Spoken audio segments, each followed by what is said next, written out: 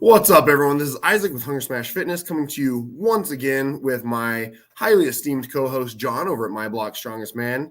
And today we have one of the most phenomenal lineups set up for you. We have pretty much the strongest people in Canada that we could possibly find.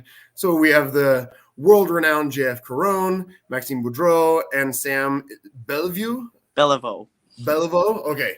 Close enough. It was close. My French isn't very good. So I guess first off, we'll start with you, JF. How are you feeling today? Well, I feel much better. The pain is decreasing every day, and I have some good news because I will go to hospital on Friday, meet the orthotherapist, and start the physio next week. Maybe start to move, start to put some weight on the leg, because at the moment I have to stay in the bed. I can go in wheelchair a little bit and go to toilet only. That's it. Well, I'm glad that you have the ability to do that. Do you have so is someone bringing you food and everything then, or are you still preparing all your own meals? Yes, my wife is there every day with me. She's not working right now because she got also shoulder surgery like 1 month ago. She just have one arm, but she can handle that. She's nurse, then she know exactly what I need. Then I'm very lucky, and it's much better than the stay in hospital for many days. Yeah, for sure. Yeah, it seems like you're getting good news pretty quickly. It isn't that long ago that your injuries happened, so happy to hear that you're on the road to recovery. Yes, I'm really happy too. It's pretty fresh. I just got surgery like 2 weeks ago. I got surgery like Sunday in the past 2 weeks. It was quick. I get surgery inside 24 hours after my accident. Wow. Then, but it will take a long time to bend the knees normally and restart to walk. But if I can leave this bed in few weeks, I will be really happy. Yeah, I mean, do you want to get into the details of the injury at all, or should we skip that? Oh, the detail is quite simple. It's the both knee tendon from the quads is section. But the good news, nothing more is broken, because when I arrive in hospital in Columbus, they send me maybe the left knee is total destroyed. Because I broke the left one first, like half second before the right one, because I move my body weight on the other side, maybe to handle the weight, and I feel the both broken, but not exactly in the same time. But I still have more pain in the left leg. But the good news is just the big tendon broken, then nothing more, and it will be much faster to recover. And I have also ankle strain. It was not broke, it was just strained, but it was very big when I was in hospital. But because I cannot walk, it healed very fast. Now it's like almost perfect. That's fantastic news. That's great. I did notice when you were doing the log press, you were in the dip quite a long time. Was that because you were feeling something already, or is that just your technique? No, the medical team from Arnold Classic watched the video like 100 times in slow motion, and they saw maybe the left foot slip just a little bit, and they cause the chain reaction after that. It's like you broke your bicep. Sometimes it's because you slip on the stone, or you slip a little bit on the tire. Is exactly the same thing happen. I try to give the maximum power from the legs to hit the lift, and because maybe this little slip, I don't know if it's really happened, but it's the only explanation I can give to you, and it's just a stupid accident. Yeah. Do you think doing the heavy squat the day before may have contributed to that? Did you have any sort of other injury maybe that might have built into it, or it was just a freak accident? Of course, it's not helping for sure. I don't think 900 plus squat will help for recover your knees, But I have no knee pain before the log. Is why I said it's just it was just an accident. It can happen on many events, but of course it was more risk on on the squat than the log. I never apologize to expecting to get injured on the knees on the log press. It's a very special situation. But also the surgeon, when he opened both legs and see the tendon and stuff, He said you have a lot of calcification. You know, I have 20 years of strongman training in the body. Also, it's why many guys wrote to me, "Oh, don't worry, you will recover. Savikas get both knees broken like this, and he recovered from that." Yes, but Savikas was 21 years old, not 39. It's not the same situation, and the doctor said it will be maybe fragile after. You know, it's not like brand new knees. Forget it. You know, you cannot came in the past, you know, and forget you're 20 years older. You know, you train so many times. You know, and this mileage is is there. Did they give you an idea of total recovery time? He said 1 year to just walk normally and do what I need to do.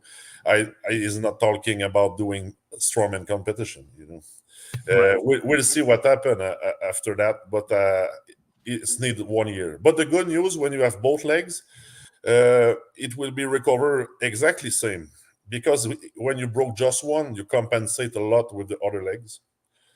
Then it's the only positive thing to get both legs injured. I was gonna say, because I work in physical therapy, and a lot of the times when I have patients that come in that have hurt both legs at the same time, they actually heal faster because they're using those muscles and they're using the limb that's injured, and so oftentimes they actually recover more quickly than someone who just came in with one. So I mean, there are some bright sides. How bright they are could be debatable, I guess. Yeah, true.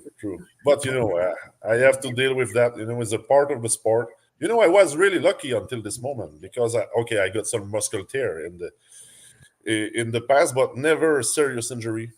Then it's the first time I get big surgery for an injury in the strongman sport. I never broke bicep or something. You know, I was really lucky over the years. Then sometimes shit happen. So now I'm going to use my whiplash tactic to switch topics away from injuries for a second, because I've been waiting 2 weeks to say this. Damn, Max, what a timber carry. Can we talk about this for a minute? Yeah, for sure. Unbelievable. Like, so you finished that run, and the commentary team was saying, like, you know, that may be good enough to stand up. I was in the car driving. I'm yelling at my phone. I'm like, nobody's going to beat that time. Yeah. But like it was really good, but you can tell I was hesitating about the weight. I wasn't too confident about that. And I grabbed my phone and I started a 2.2 after the whistle actually blew. So I would have had the record if I would have been more confident about that lift.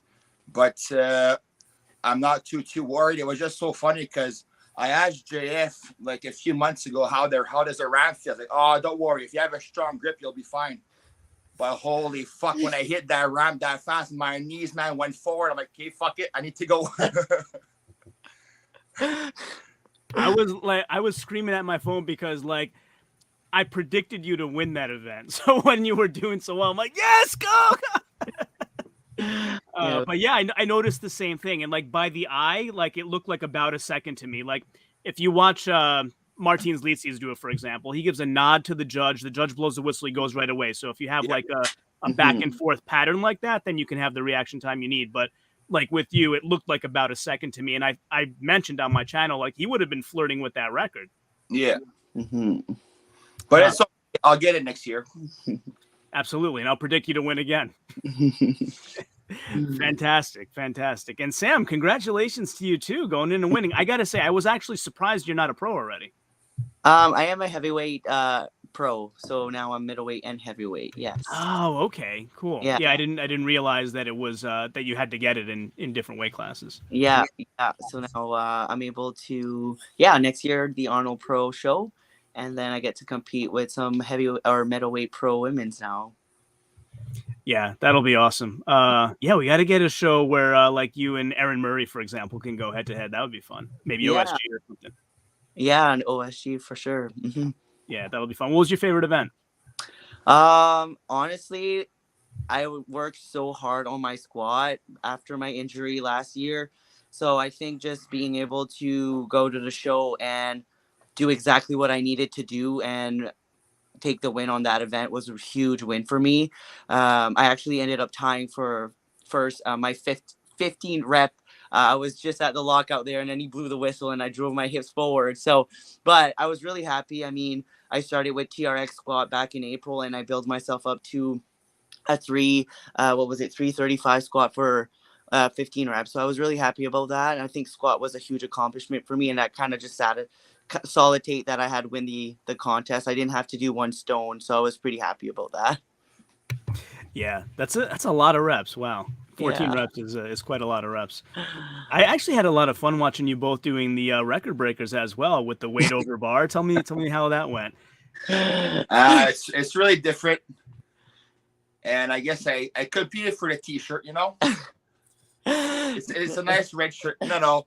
But John invited me to go to New Hampshire to go break that record in September. So a bit more training, I should be able to get it. Nice. Yeah, I don't mean this to be like disparaging at all, but you looked a little stiff, like maybe from doing a whole competition before, and maybe on the third throw you looked like you had loosened up. Am I reading into it wrong? You know, it's because a big difference that I'm really strong overhead at throwing, so I just throw them here instead of fully extend, right? So that was a bit different. Yeah, in the middle weights, Johnny Waz is like that. He does like a lot of wrist action with his bag over bar, for example. Yeah. Yeah, it was very technical. I think John just wants us to go up to the Highland Games in September, just try to get a little bit more experience with that. And I think, it's something we can both get really close to next year for sure. Yeah, that'll be fun. Do you know if they televise that at all or stream it? I don't know. I'll just heard in September. Yeah, we just heard about it 2 weeks ago. Yeah, speaking of Highland Games, Hannah Lindsay's coming on next week, so I'll get some tips for you. Awesome. Jump on in. Oh, go for it, John. No, I was gonna say I'm hogging all the time. Go ahead, jump in. No, it's fine. So Jeff, going back to you, I wanted to ask you, what was your prep like for the squat? Because honestly, your last rep with the squat still looked like a warm up. Were you expecting to go heavier than that? Yes, I was prepared for 1,050. But I'm not surprised it happened because it's the first time we do this event. I think the guy will be afraid a little bit to put big weight.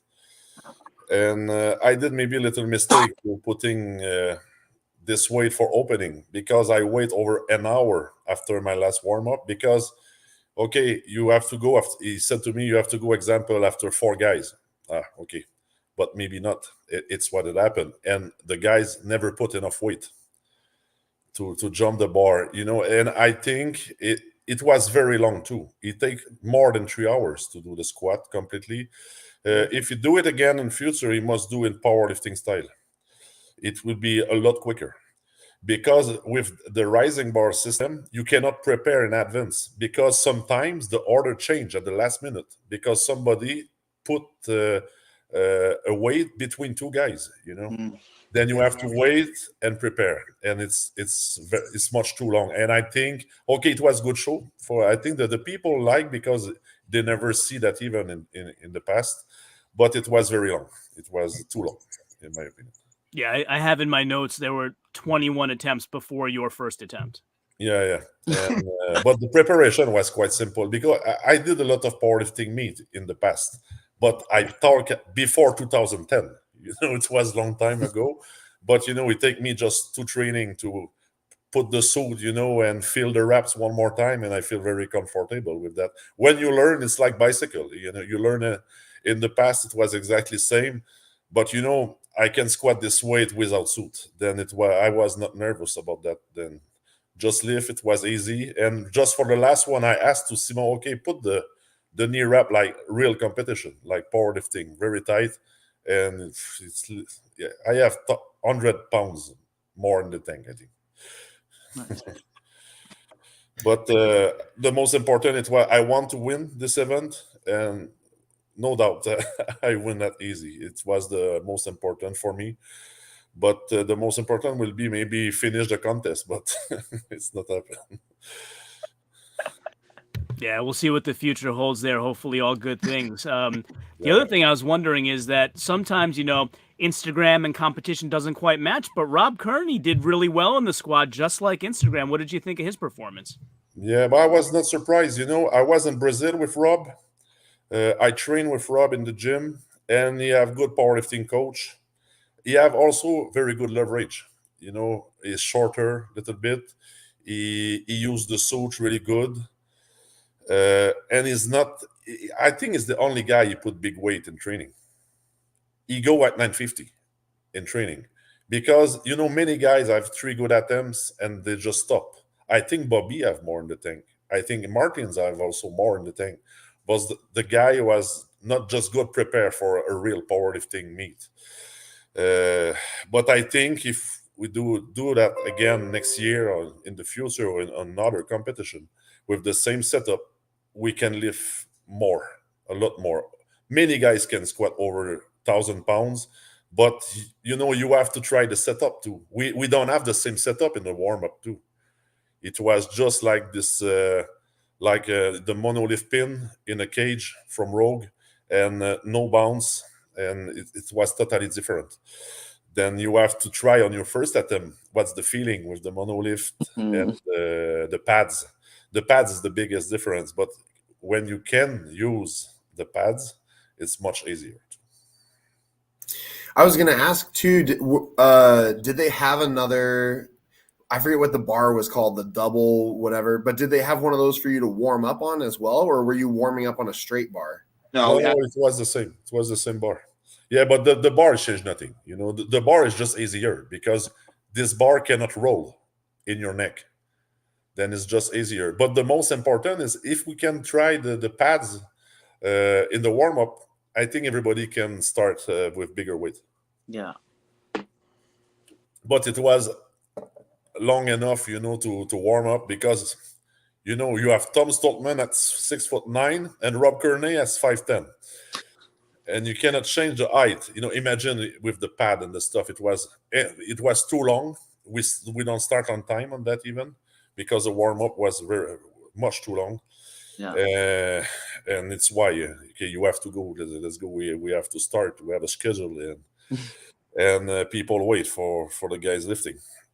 But we'll see what happens in the future. But it's very interesting to see something different than max deadlift. In my opinion, I compete since 2004, and I never did a max squat in a strongman competition before. Never. That's amazing. Yeah, Wow. and it's much easier than the squat for reps. It takes less energy. I don't know. You're pretty good at that too. Yeah. I'm not bad, but I'm lazy now. Then I prefer max weight. What do all of you think? Whoever would like to answer about should strongman be more about max, events for max or events for reps or moving, or a combination? What are your thoughts on that? Whoever would like to answer. My opinion is a combination, but it's very interesting to see max weight. But in my opinion, max weight must be without equipment. I totally agree. Yeah, I think the sport is now growing into more of an athletic style.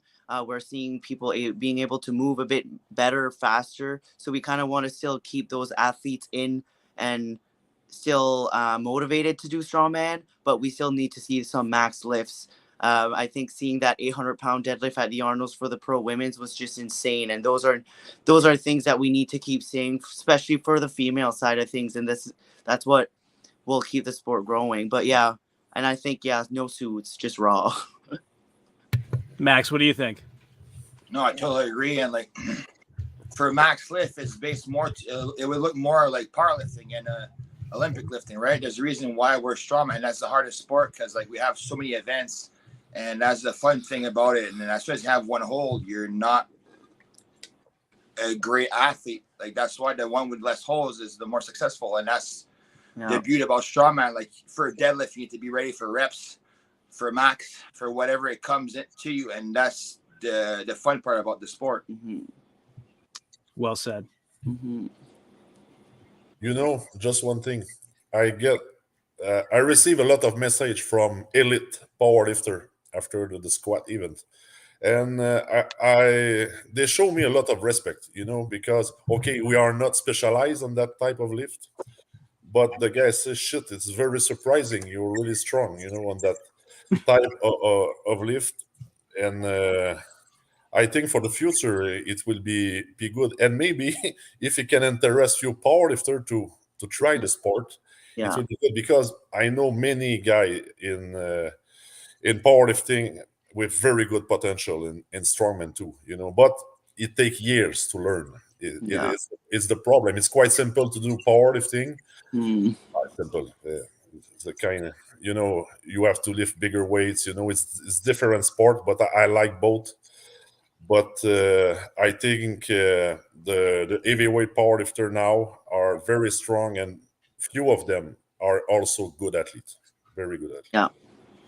Yeah, I mean, speaking of powerlifters trying strongman, over on the women's side, Tamara Walcott put on quite a show on the record breaker deadlift. Did you all catch that? Yeah, we were right behind her. That's insane. And strapless. Yeah, unbelievable. Yeah. Unbelievable. Yeah, she's insane.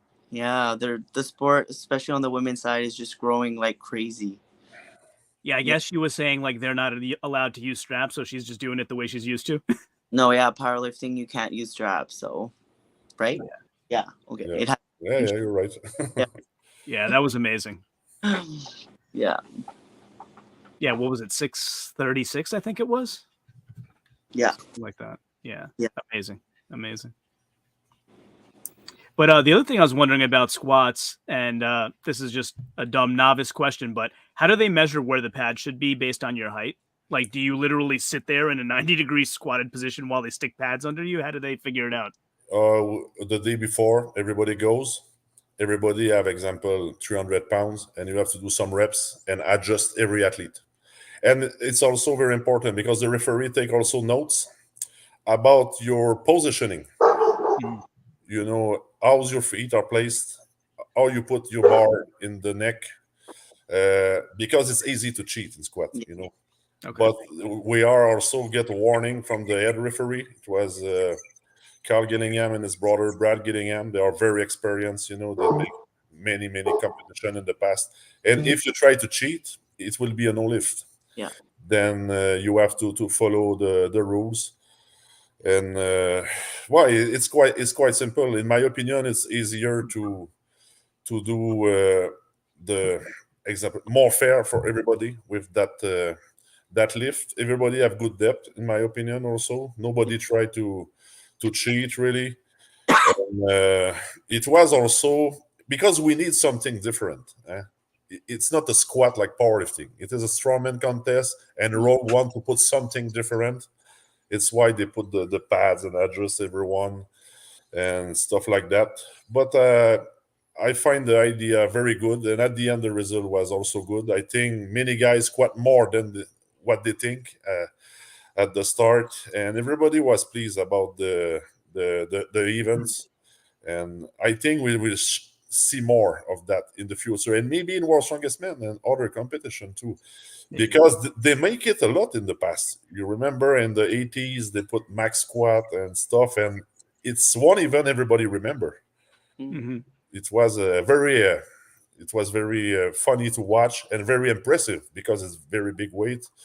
I remember Bill Kazmaier squatting 969, at the Playboy Mansion with the girls just stand up in the plexiglass over him, and it was one of his best moments of his career, because I talked with Bill a lot of time, and it's a typical strongman event also. It's not just powerlifting. I see many comments, oh, it's not powerlifting, it is strongman. Yeah, but, squat and deadlift, log for max, is a pure test of strength. Then everybody want to know who have the strongest legs, who have the strongest back, who have the strongest shoulder. It's impressive to see max lift. For you have to think about it's also a show. What the people want to see. Mm-hmm. Yeah, and it's I want to see max lifts. Yes, it's funny. Fun. Yeah, the reason why I asked about the height is because for me it looked like Markov had to go, like his pads were a little bit too low to me. It looks like no. Markov stop on the pad. It's why. Okay. Look the video. If he just touch and go, it will be an easy lift for him, but he totally stop on the pad. It's why he looks so low. Yeah. Because if you stay there, you will go deep. Exactly. You never move. You just touch and you restart. It's just because his technique was not good. Interesting. Sam, you saw it the same way? Yeah, and like to answer like your initial question there about like how they take our depth, because we had to do it on Saturday too. But if you go and like you do like Markov and you stop on the pad, you will sink, right? So then the judge is gonna say that you're very low. So you have to go in the back with like the guys had 300 pounds, we had a plate or whatever, and like you have to do reps with it and touch and go, like just like you would do in contests. And that's where they're gonna judge your depth. Because the second you stop on the pads, one, you start sinking right away because the pads will start sinking, and then your hips are gonna drop. So that's how they're initially that's how they take your height. Interesting. Okay. Yeah. It's interesting to get the insight from folks that were there. It's a little different when you see it on TV or on the computer. And like as someone that was watching the contest, it was really nice to see that like everyone had really respectable height. Because as a powerlifting background, like, and I know the multiply side of things, but I've gone to a lot of powerlifting comps where, you know, it's pretty shitty that they're going to give a 750 squat to some guy that's 2 inch above parallel, right? Here it was really a respectable squat event for Rogue. I think they bang on did a really good show, other than what JF had mentioned before. It kind of ran a little bit slower on the rising bar thing, but still they did a really phenomenal job on everything else, which was cool. But yeah, no high squats. I don't like also. No. That's why I was happy to see everybody go deep, you know, because when you squat like normal depth during years, if you set up everybody too high, I don't like. They make it a few times in World's Strongest Man because it's maybe too heavy and put everybody a little bit higher. But on TV, it's not looking good because everybody say, "Oh, it's not for squat," and I don't like that, you know. But I think the setup made by Rogue was excellent. Yeah, it was excellent setup. Everybody have time to prepare and be ready for the lift, you know. And I think Markov get injured a little bit. It tears squat a little bit, but nothing serious because it was the risk, you know. Max squat is also a dangerous event. You know, that type of injury, I get it. I have more chance to do it in squat, you know, and something broke knees or something wrong can happen too. I think they are a little bit nervous about that. It's why maybe we never see in major contests in the past, but everybody going well. Then I think for the future, we maybe more max squat. And it's very good for Maxime. Yep. They named it after you, Max. Mm-hmm. Max should have had that rep, but what's that? Max should have had that third attempt, but that's okay. What happened there? Just didn't go. It's all right. Oh, I thought you were saying he didn't get an attempt. Okay. No, he didn't successfully do his third lift. No, it was good. Yeah, it was close. I remember. It was super close. Yeah. He already 50-pound PR, so I think that was a huge win for you. Nice. Max, what did you think about the stone to shoulder event? That was something a little bit that we don't see so often, and it's scored in a different way. And kind of what were your thoughts about stone to shoulder? No, but it's a really great event. But I don't know what. No, just slippery. I just didn't have the technique for it, and then having 30 seconds. If you don't pick up the first time, you stress out because time's coming by. I had 30 seconds to try something else, so I did my best. But after 30 seconds, you're done. So. Yeah, was it basically just trying to find where the handles are on it, or was it just too heavy? No, but they always put tacky towel on it, so you don't really feel the stone, and you just feel the old tacky residue from everybody else. Yeah. The main problem of that is 2019. Many guys, I was there, but I get injured in deadlift, and I was not competing stone to shoulder that year. I competed the year before, but a few guys use spray tacky on that event. And now the stone is very slippery, more than in the past. And it's very hard to lift. You have to squeeze the stone in both sides. You know, it's no handle, it's round. But it will be better if when they start that even in 2018 to just put chalk. I think with chalk, everybody can lift the stone from the ground easy and try to shoulder it. But now it's almost impossible. You saw few of the best stone lifter on the planet cannot lift from the ground just because this fucking shit's pretty tacky. And it was unallowed in 2019, but I saw the guys cheating, putting that spray tacky, and it's why now all this rough surface on the stone now is very slick because the tacky. It's why it's so hard to lift from the ground, because in 2018 when we do the first time with towel tacky, I think everybody lifts, and many guys shoulder it. I did. Matthias did like 4 reps, but for lift from the ground, it was not so hard, But now it looks like it's very slippery, and many good guys. Yeah, I give you an example. In 2018, Mikhail Shivlakov do the stone on shoulder completely. In 2019, it was exactly the same stone. And Shivlakov was also in good shape. He's always in good shape in Arnold Classic. He cannot lift from ground. Then I think the stone is now different. And for the show, it wasn't good to watch, because many guys can lift from ground because it's just too slippery. And on a natural stone, in my opinion, the tacky will be never allowed. If you just put chalk, the stone, like the surface is rough and you can lift, no problem, But now it's almost not possible to do. Did they let you go and feel the stone beforehand, like try and figure out your grips and everything on it, or was it just when the whistle blows, go and figure it out? No, I don't think. I was not there. I was in hospital, but I think Maxime just try when it was his turn. You don't try in the warm-up, huh? No, I just went to look at it and see how to place it. That's about it. It wasn't allowed normally to try, and we cannot try in the pass also. You just put the stone on the stage and you have to go, and try something. Look, but don't touch. Yeah. It looked like a stone that like the people that had experience on it though were a little bit more comfortable. Like even like seeing Tom like going there and like, it was just like, it was a bit like whoever had touched a stone before pretty much picked it up, right? Yeah. And the guys that didn't, some of them did, but still it looked like a lot of experience came with that. And then, yeah, I was shocked about Tom and Max being two of the strongest stone lifters in the world. And yeah, I was kind of a shock.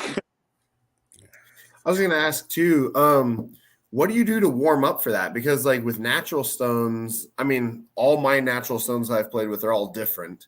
And so the grips on them are different. So I guess Max, what was your warm up like for doing that? We had sandbags in the back. Yeah. And that's it? You just had a varying range of weights with sandbags and just practice with those? We had a 150, 200, 250, 300, and 350 to play with in the back. Sandbags are quite different than stones, but not to mention the stone was over 400. It's good warm up because in the past we don't have no warm up. You practice putting each other on your shoulder, and that's your warm up. But it's like for lifting stone, we never do any warm up before stones. No. The warm up is putting the tacky. Yeah. But it's true. Yes. It is true. Nobody do any warm up. We just go and lift, and it's a part also of strongman sport. I lift total cold, many times in my career, like not just in contest, in demonstration too. But you have to be prepared to that. If you need 30 minutes of warm up before each event, sometimes it is not possible. But now the guys are very lucky because we have good warm up room. Since Rogan SBD jump in the sport, it's totally different than in the past. If you go before 2015, sometimes in World Strongest Man, the warm up was one Olympic bar with one plate. It was the warm up setup. That's it. You have nothing to warm up. Everybody was sitting in a small tent on the plastic chair and you wait your turn. it was like that. Then for me, the warm up is not so important because I learned to deal with that. But it's also true now. The weight are much bigger. Then maybe we need more warm up than we did. Yeah. That's good to know. So I guess for each of you, what was your favorite event of the competition? What was your least favorite event of the competition? You talk about the Arnold this year? Yeah, at the Arnold. Yeah, that one might be very hard for you. Well, yeah, for JF, maybe we might know which one was. Okay, I will stay Maxime answer. My favorite event is probably the squat. And my least favorite, I enjoy looking at the stone, but I guess that was my least favorite one. Yeah, but on a fan view example, because I watch the half of the competition like a normal fan, the stone to shoulder was a little bit boring because many guys missed the pickup. It was a little bit sad to see that. And I think also the more interesting lift was the squat because it was new event. Yeah. And I think everybody liked when something new happened, in the competition. A few years ago, it was the Wheel of Pain, and it's very nice to see Rogue bring in new equipment and invest a lot of money in the sport. And I think that the fan like that. And I think also it's why the squat even get the more comments and reaction, also in the competition, just because it was new and nobody have any idea what the athlete can hit like number and compare to the best squatter in the world. It's different, but it's always good event in Arnold Classic. But I was also very happy to see Maxime winning the frame, but I was not surprised. I said to him, you will win that event anyway. Then Yeah, I was gonna say, Max, if you said the timber carry was your least favorite event, I don't know, we might have to kick you off the live stream or something because you demolished everybody on that one. So. I didn't tell Max ahead of time because I didn't want to jinx it, but I knew he was going to win that event. Yeah, that was one of the highlights of the whole show, I got to say. Max's timber carry, Novikov's dumbbell, highlights of the show. JF squat. JF squat. Who else? JF squat, Novikov's dumbbell, Max's timber, and I guess Martin stone to shoulder. Yeah, it's true. And all different winner again, like the Rogue Invitational. But for me, the best feat of strength on the weekend is this girl from UK lifting the Dini stone. Chloe Brennan. I still not understand how it's possible because I lift and pass the Dini stone. Shit, it's very heavy. And this young girl, I think she's 140. 140. Anyway, yep. Lifting that, it was the most impressive for me by far. Many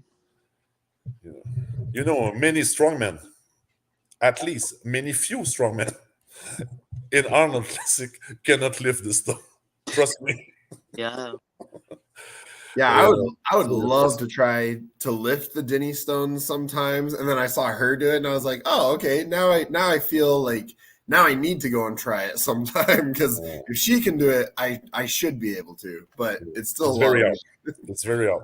Yes. Trust me. One of them is 414 pounds, and all the girls try. Yeah, you have few girls like three times bigger than this one. Yeah. And she lift from the ground is very impressive. Maybe she try 100 times more and she cannot lift. I don't know what happened on that day, but it was one of the most impressive thing I see in my career. Yeah, it was unbelievable. Donna Moore, who has done it before, didn't do it on that day. Yeah. No, she did the real one. Did the real ones in Scotland. But here they're 10 kilos heavier. Yeah. Oh, I didn't know that. That's interesting. Okay. Yeah, we just ordered a couple posters of her doing the Denny Stones for our gym. That's awesome. Yeah, really impressive. And she's such a sweet person. It was great to, I got the opportunity to compete with her at the amateur show. So it was fun. Yeah, we had Holly McRae on last week, who you guys know, and she had a lot of good words to say about Chloe as well. She's great. What about Sam? What about that wheelbarrow medley? How did that go? I know that for some people the bag was falling off. How did it go for you? Well, it was great. I won the event. Nice. How did you manage to keep it all together? What are your best wheelbarrow tips? Well, not to own a wheelbarrow because we didn't have one before the show. So I was doing kind of a wide frame carry, and I was just working on my grip. But I think if you're athletic and you're able to pick up and move, you shouldn't have any problem with that. For me, it was just about being ready with the sandbag, having a great, decent pick. And I just went through a lot of cues. I don't think I did a lot of errors on that run, which I think I won by a few seconds. But having minimal errors on that run was why I.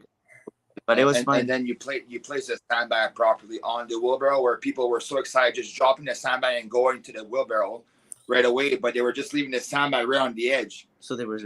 But dumb, when you're picking up the wheelbarrow, you're pointing this way, so it's easy to slide off. Yeah. So maybe you just need to make sure to push it forward. Yes, it's going to be a bit heavy at the handles, but you're guaranteed the sandbag's not going to fall. Yeah, but it wasn't even that heavy. Like, it was such a high pick. I was really shocked on how it felt light, actually. So it was good. Good preparation. That's how things feel when you have good preparation. Max has an amazing grip, so I gotta keep up. Yeah. For sure. Our wheelbarrow just came in this week, actually, the one we ordered. Oh, did it? That's fine. Yeah. Oh, with the shipping and stuff, it took us a while to get it, but we have one now. That's funny. Did you two train that record breaker together? Because you had the same technique and then you switched techniques to the other same technique. Well, we just got pointers. Yeah, at Magnus, people were just giving us pointers between our rounds, and we're very similar. Like, I mean, we're very explosive athletes, so we can, like, kind of, if someone gives us a tip or whatever, we're able to kind of incorporate it right away on our throwing. But no, people were just telling us what to do, and we kind of went along with it. It was fun. Yeah, it's fun to watch too. Definitely fun to watch. Can't wait till September. Yeah, it was fun. Yeah, both of you were pretty close to breaking the record. I mean, just a little bit off. So you think you should be able to have it by September? For sure. Maybe next year for me. I've got other things to work about. It's not your sole focus at the moment. You have other things that you're working on as well. That can wait.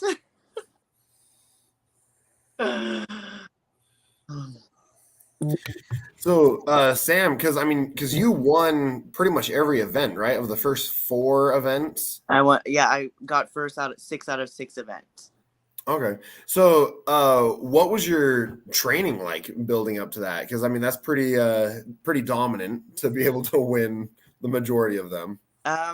My main focus was, dude, I had a really severe injury last year, and for me, it was just to really stay healthy, and because I was already I was already hitting all those numbers, like, for reps, right? So for me, it was about getting 10, 12, 14, 15 reps. My training was disgusting. At some point, it was just reps and reps and reps. But to stay healthy, to stay mobile, but also not being afraid of, we were pushing days of adding of high intensity training on certain movements, especially my deadlift, because I quickly had to transition over because I am 5 weeks out now of the Class Pro Series in South Carolina. So that's pretty heavy. So, I mean, just to stay healthy, get stronger. So then now my transition over to the Clash Prep is doing really well. So it's a very heavy show. So, but yeah, kind of my trip. What are the events at Clash? Max dumbbell,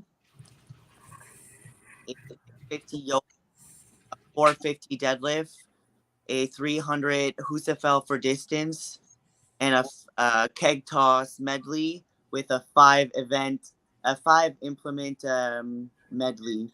So we have 6 events in one day. Wow. Yeah, and they're pretty. Yeah, they're pretty good. I'm hoping to get a world record. Yeah, that's the one that you were working on when we first met, right? The circus dumbbell record. I think you and Jessica Fithen were going to go for it at that time, if I remember correctly. Yeah, exactly. I got hurt to pull out. I got 175 back in December, and then I got it Saturday night again. So I'm hoping that 185 is going to be there in April. Fantastic. Well, we're rooting for you. We know you'll get it. Yeah. So Isaac, remember I was telling you earlier about what I heard on Laz and Liz's live stream, where Laz was doubting Liz's assertion that there's a woman who does an 80-kilo circus dumbbell. There you go. Oh yeah.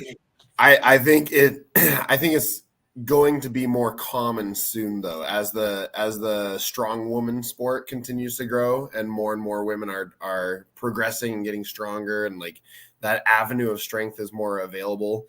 I think those records will continue to fall. So, but yes, you are right.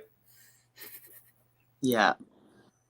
I told this to Max the other day that I want to be the first female to circus dumbbell 200 pounds. So You don't want to be the first? I want to be. Yes. Oh, okay. Yes. I could see it. You're pretty close. I am. Yeah. I think training's going really well. So Max was telling me yesterday how it's crazy that his first few years of a pro show was or when he turned pro, their circus dumbbell for rep was 175. Yeah, and few guys miss. Yeah. So Sam, once you get over 200 pounds, I'm going to have to hire you as a trainer to get me over 100 pounds. Okay. You got to start eating first then. What's that? You got to start eating more protein if you want I know. You should be pressing more than 100 pounds.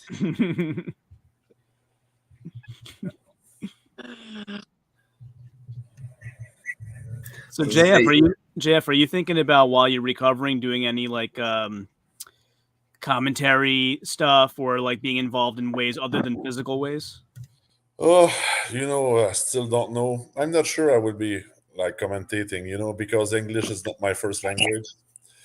But I like to train the athletes. I organize also many contests. I have 5 shows this summer here in Canada to organize. Then I have a lot of job anyway, already to plan.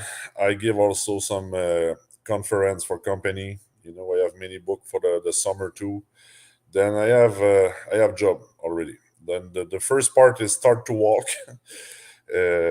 Normally and recover, but if I can push and help few athletes to go to the international level, like Gabriel Rayom is jumping to World Strongest Man now. He take my place, and he's just 25. Then he can improve and do a good career, I think, in international. Maxime is really good in plant now. He's invited in all major show. Then the Canada is well represented right now. Then maybe I will continue to travel a little bit, just for following the competition and follow the athlete if it's possible for me.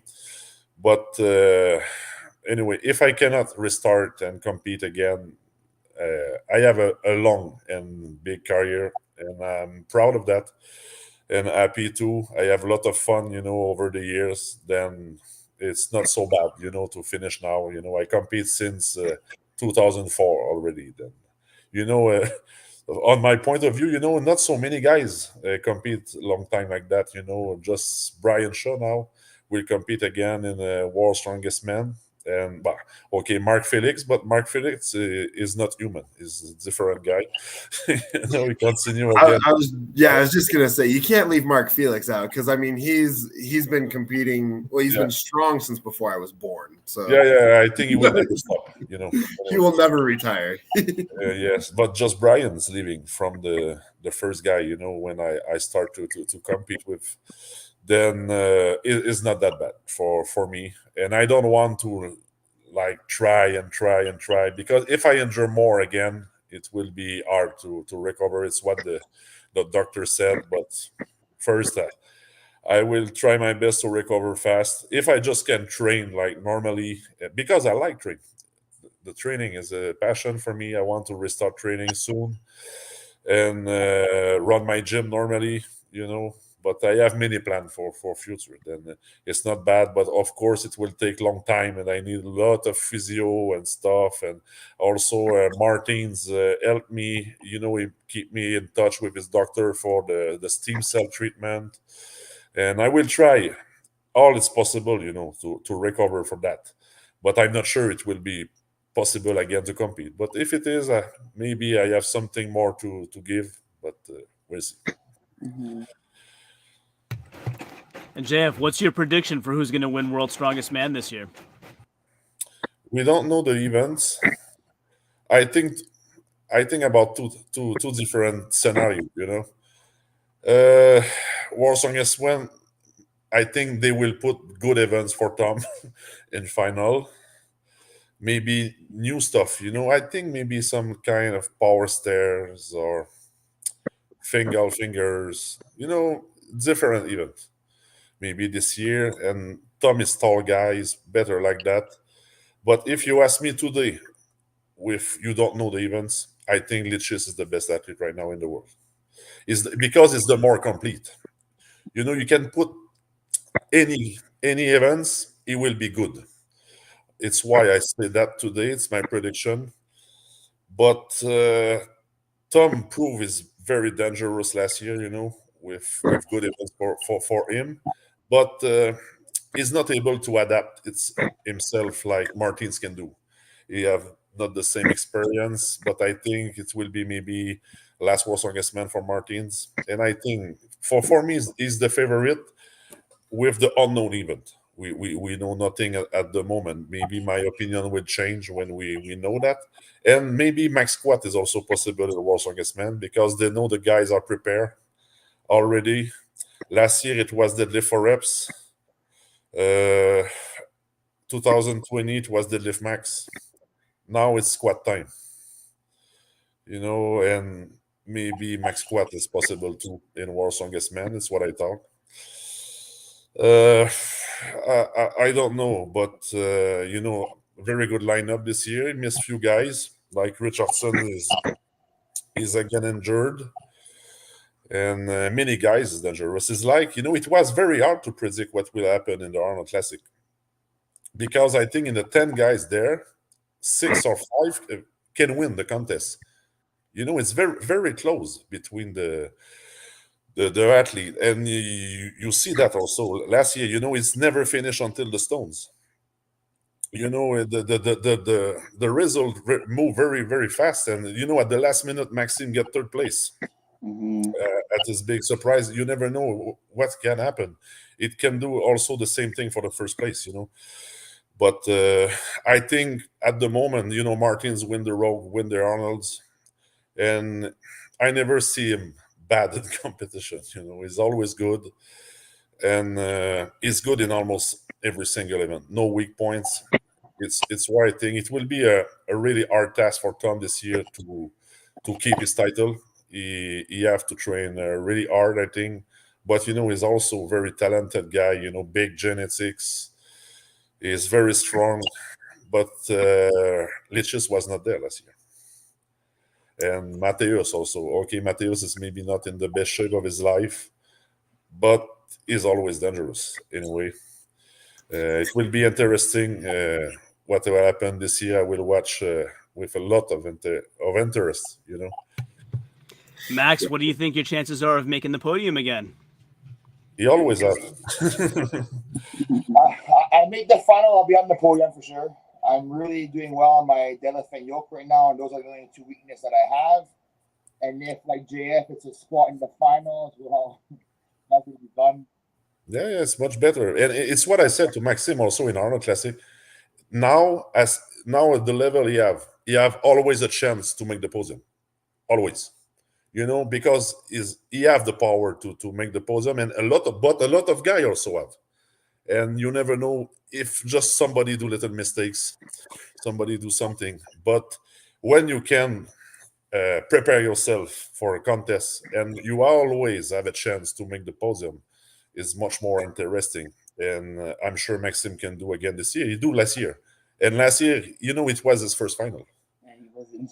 Yeah. But the most important is, but the most important is put no pressure on you. You prepare better as possible, and the day of the contest, you push hard as possible. But, I like what I heard from Maxime. He said, okay, first, I will try to do the final. Then I would try to make the podium.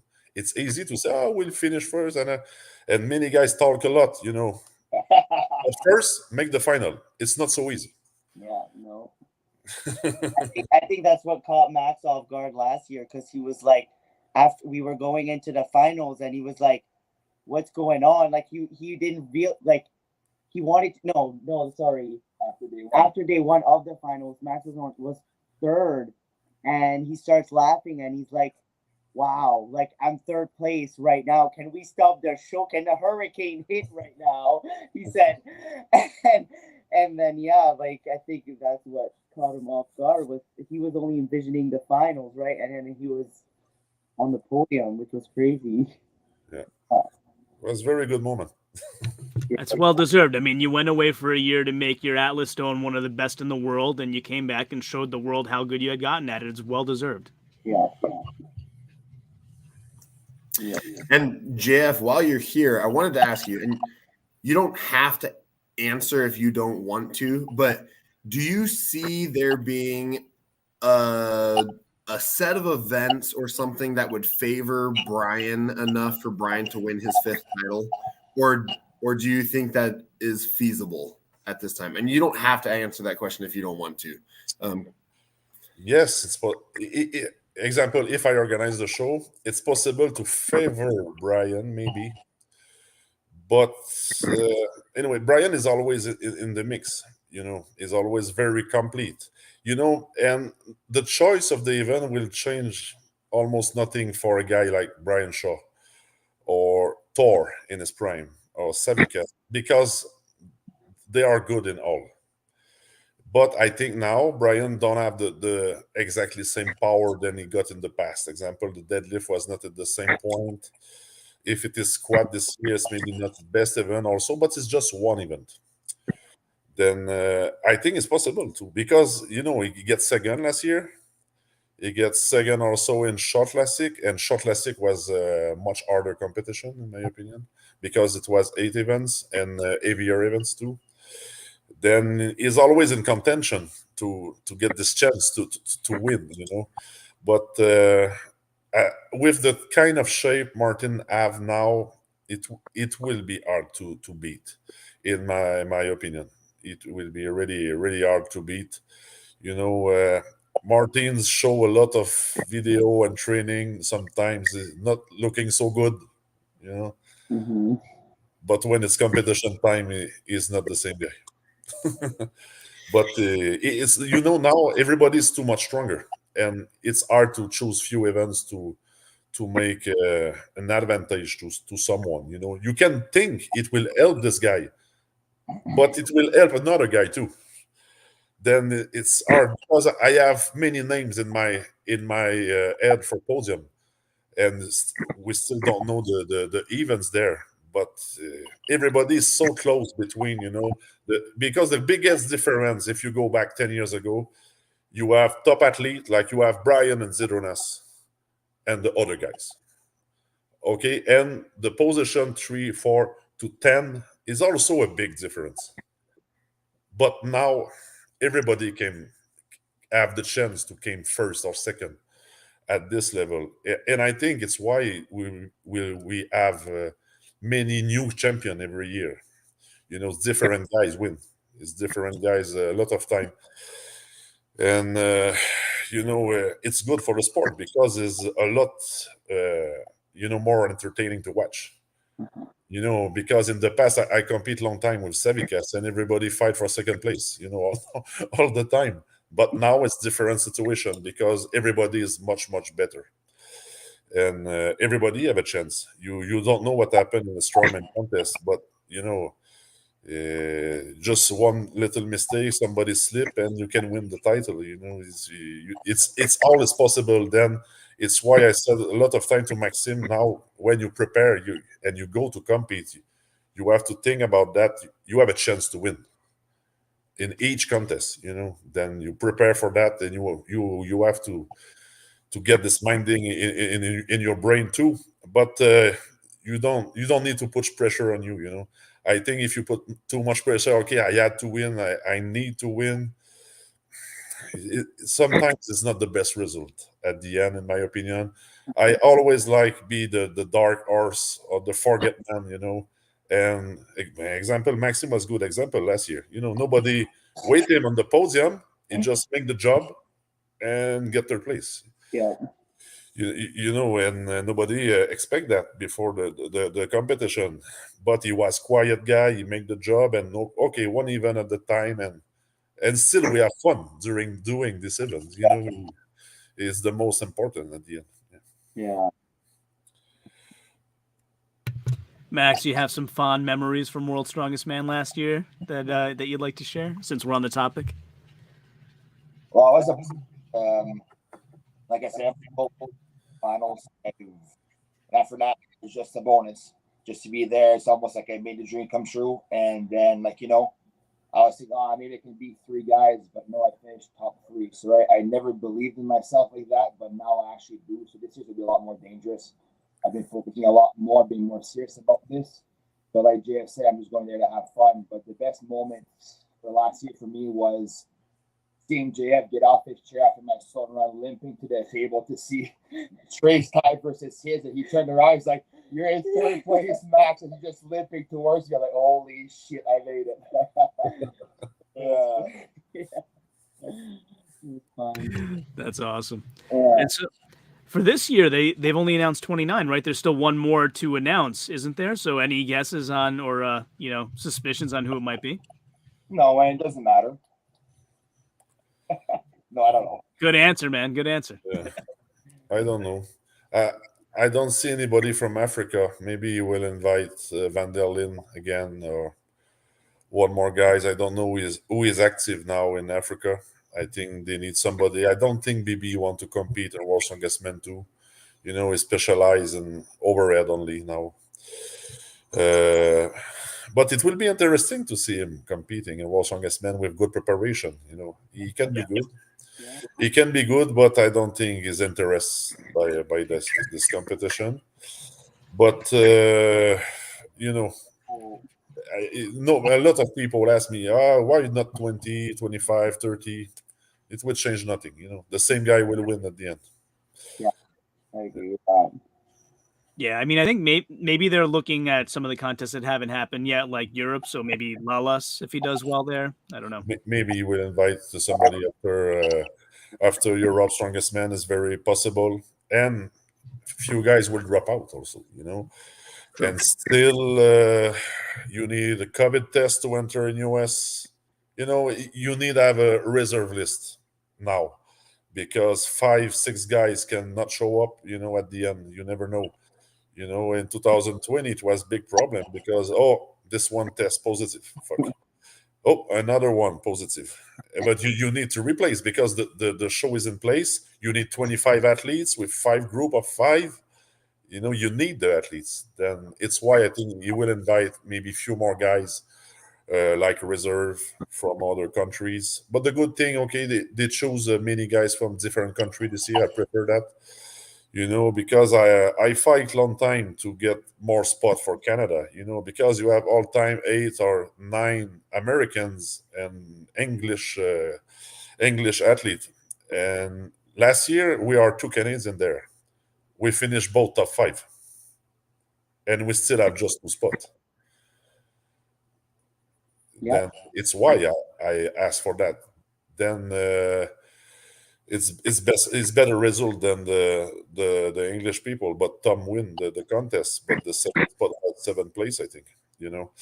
And when you have good results, I think you deserve maybe more athlete, give the chance to another one. But this year you have a new Canadian athlete going to World's Strongest Man. It's very good news, But when I talk to Colin and Darren, I don't give him the choice to fight him. You replace me by Canadian. Fuck off. Well done. Well done. Now, by the way, you mentioned Thor earlier, so I can't let you get away without asking you. Did you watch the fight? Yes, of course. What's your feedback? In my opinion, if I watch that, okay, because I know both guys and all this stuff, okay. But if I watch like just fan view, finally it was not a bad fight.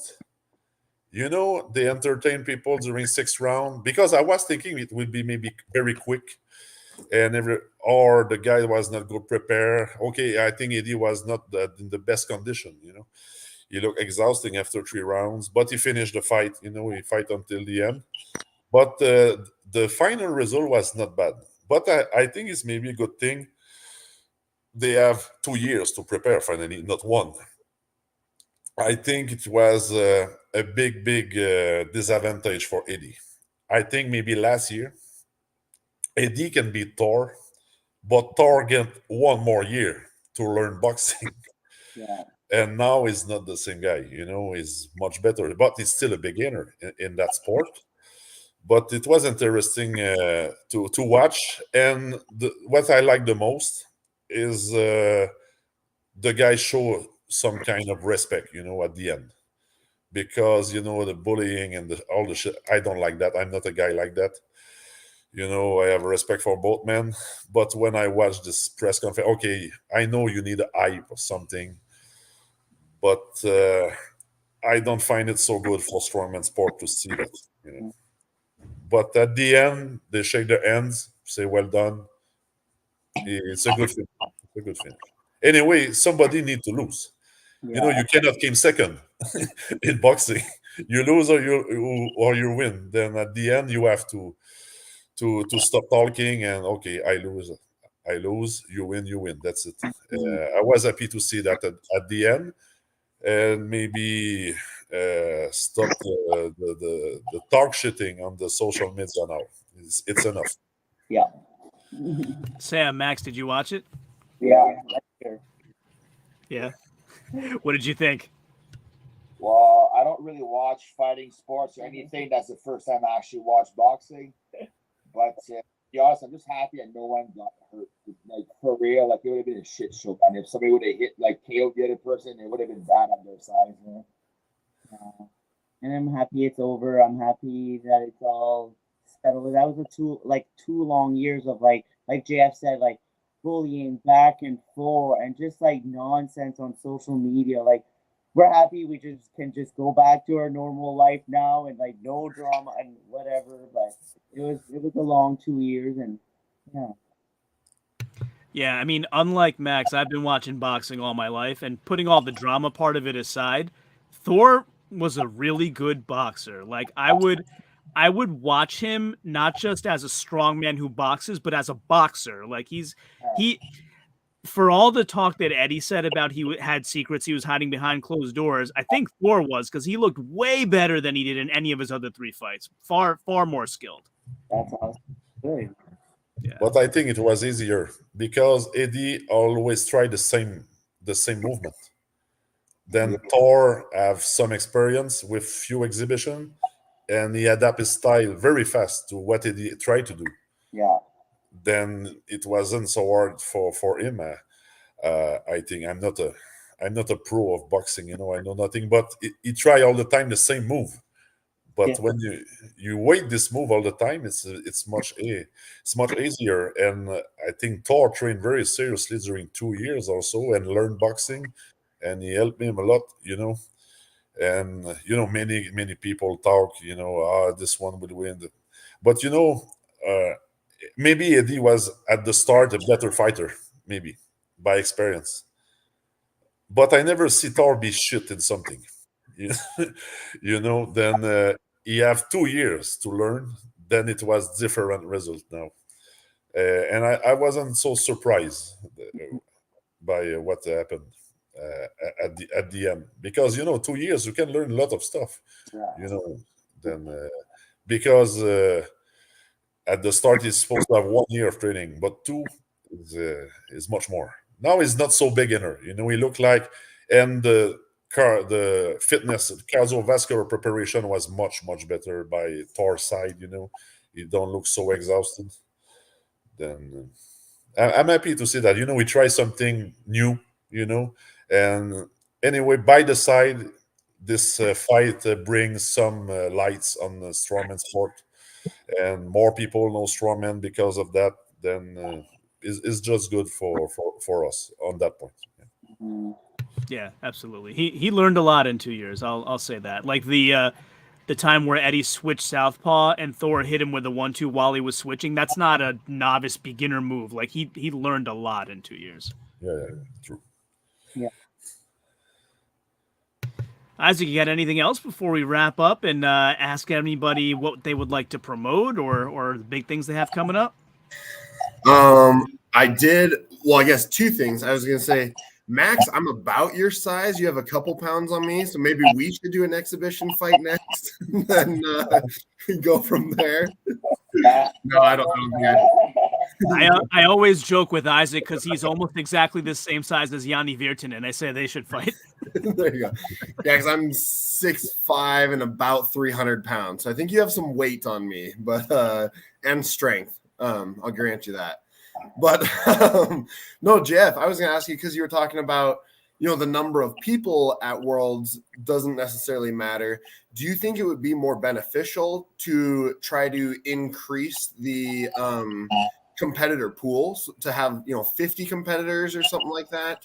Or do you think that would make logistically, do you think it would be too difficult to try and run that? 30 men is a lot already.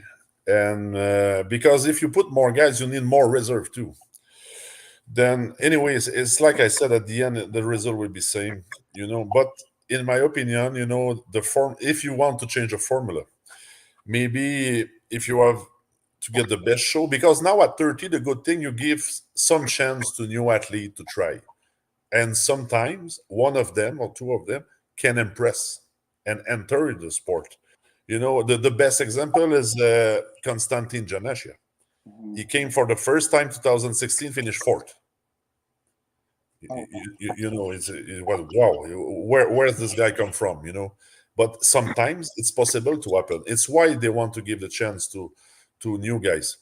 But I think if you really want to have the best men on earth, the real world's strongest man, the best will be maybe 20, 25 athletes, doesn't matter. But everybody compete together.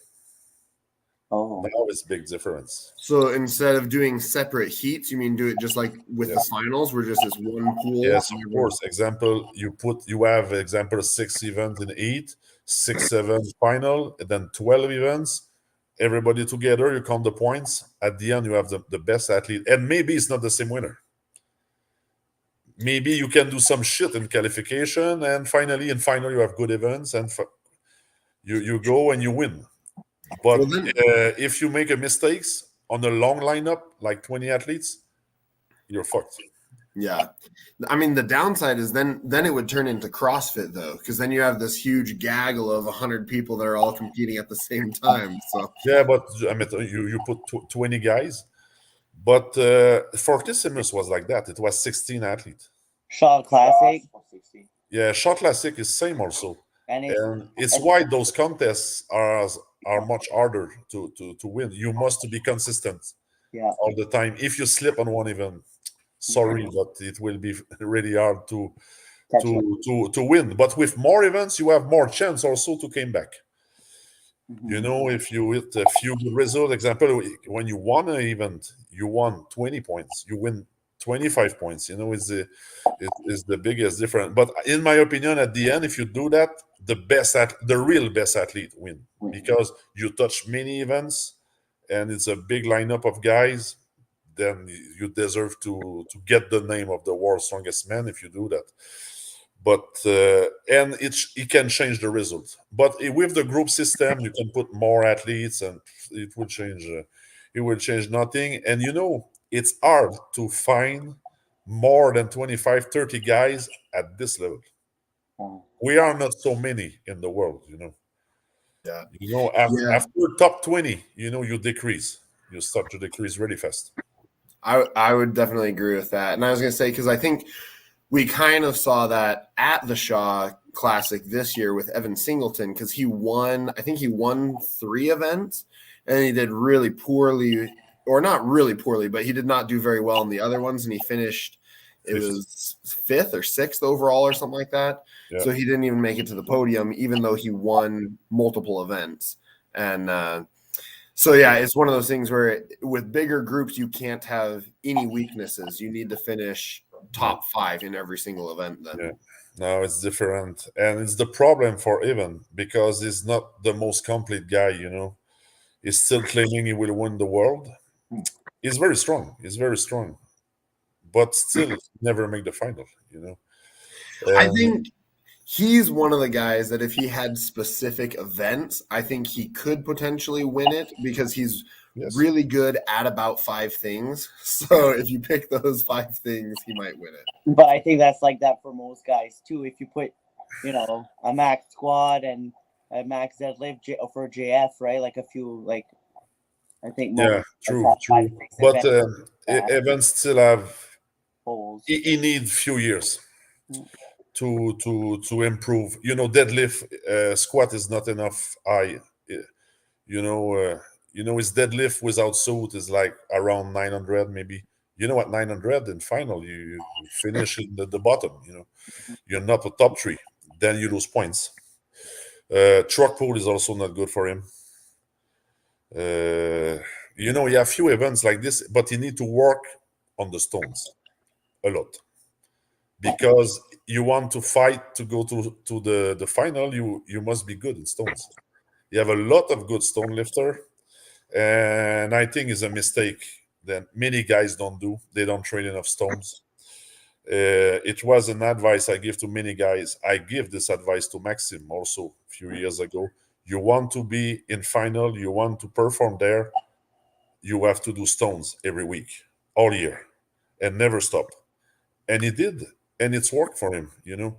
And he came, I think, 2nd place in the stones in the final. It was very good result, and it's why he came 3rd overall, you know. But it's very important because the only events you know in advance, you know you have to fight Atlas Stone in qualification, and you have Atlas Stone in final again. If you want to win, you have to be top 3 on that event. Then you have to train the stones a lot, you know. And I think many guys make these mistakes. Yeah, the other thing, you brought up points before, JF, and you reminded me. I wanted to ask you all, what do you all think of the way the Arnold does points where a 0 performance is not necessarily 0 points like it is in some other shows? Good or bad? What do you all think? No, the Arnold is like that because in the past they put very, very big weight and they don't want to give 0 to a lot of guys. And the rules stay there. But in my opinion, 0 must be 0. You know, it cost me 3rd place in 2018 because Shivlakov make big points with a 0 lift, you know, and if he came 3rd because of that. But sometimes it can run for you also, you know, you never know. But in my opinion, 0 must be 0. It's the same rule in all contests, but the rules was not like that in Arnold because when they start the contest, you know, 20 years ago, they try new thing, and they chose to don't give 0 to the athletes in that moment, and the rules follow, but maybe the rules will change also, maybe. I don't know, but it was some special rules in Arnold you don't know also, but it's another thing. Yeah, I mean, Max, for you, it wouldn't have made a difference. You'd still be 6th place. But for some guys, it made a difference. I did the calculations, and for some guys, it made, like for Tom, it made a difference because he's 0-2 events. Yeah. Well, as we're getting ready to wrap it up here, does anyone have any sponsors that they'd like to shout out for anything? If you want to shout out your Instagram handle or anything like that, or well, TikTok came up the other week too. So if you have a TikTok handle that you want to shout out, mention that. Here's your chance now. So I guess Jeff, if you want to go first.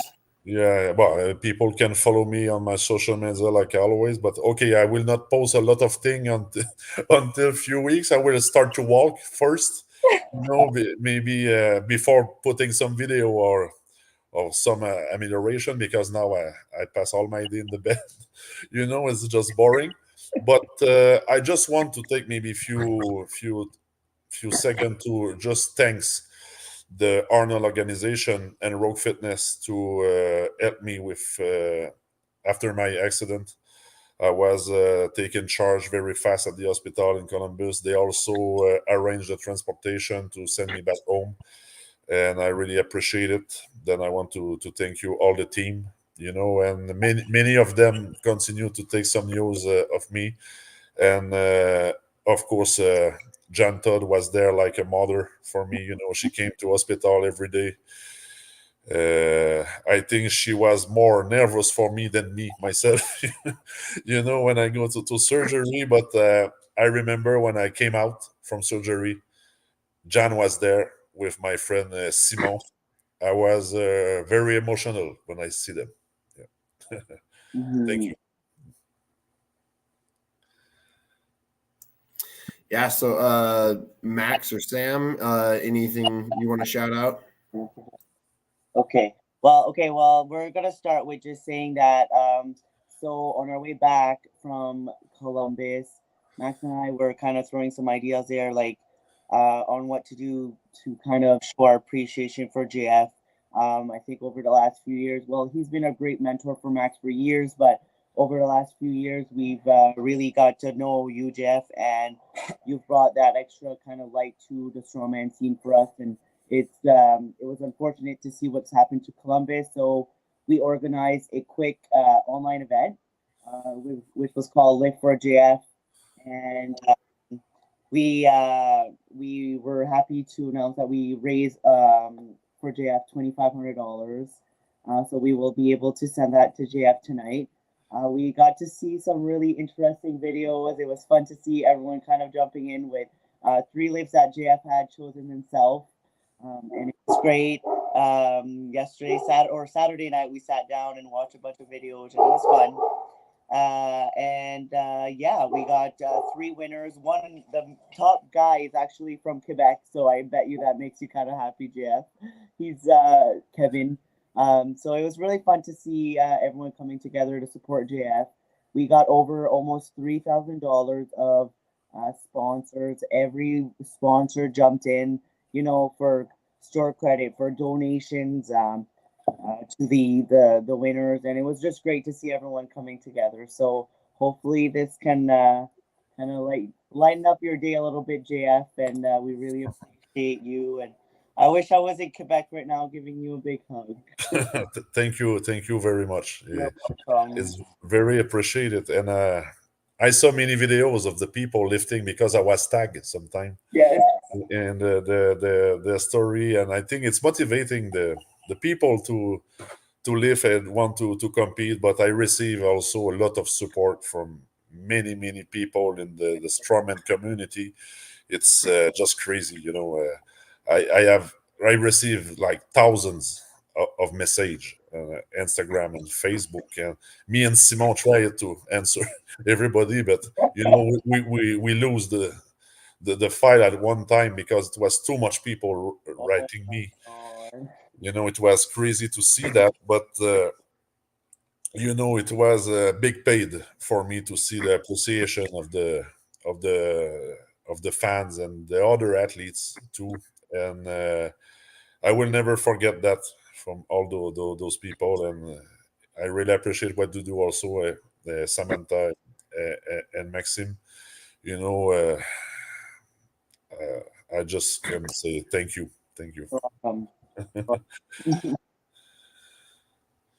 That's a great thing you did. What a way to end the stream. Fantastic. Awesome. Yeah. Yeah, that's fantastic. Thank you so much for doing that for him, guys. Do you have any other final comments or anything, I guess, before we wrap this up? Or no, thank you for having us. I think it was fun to finally see JF smiling in his bed, but he's smiling. Yeah. No. Everybody take care of me here at home, and all is good. I will go to hospital this week. an ambulance because I cannot move, Yeah. Then I have to go to my appointment, and I will have more news and what will follow, after in the next week, because I can put weight on my legs until Sunday, but after I can start to do something and walk with the physio. It will be the best part, and it will cost a lot of money also because I have to do like 5 times a week of physiotherapy and stuff.